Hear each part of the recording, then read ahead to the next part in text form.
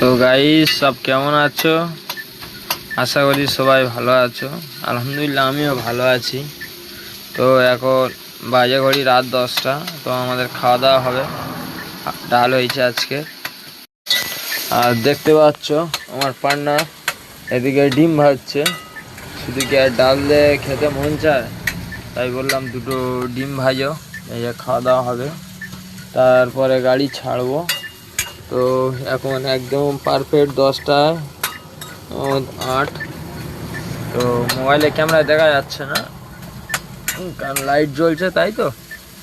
তো কলকাতা আজকে ঢুকতে ঢুকতে প্রায় না হলে তোমার 3টে 4টে বেজে যাবে। আর আমাদের ওপারে যেতে যেতে তোমাদের কি বলবো যে আজকে মানে খালি পয়েন্টে যেতে যেতে আজকে যেহেতু লেট হয়ে যাবে, কারণ ঘাট থেকে বেরোতে অনেকটা লেট হয়ে গেছে। তো দেখা যাক কটা অবধি পার হতে পারি।